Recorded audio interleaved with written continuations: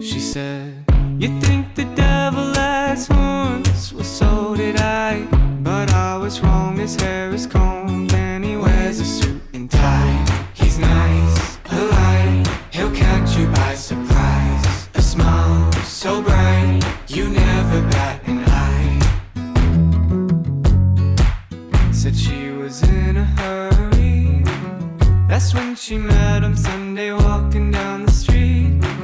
She dropped a bag and it fell to his feet. He got down on one knee. He handed her the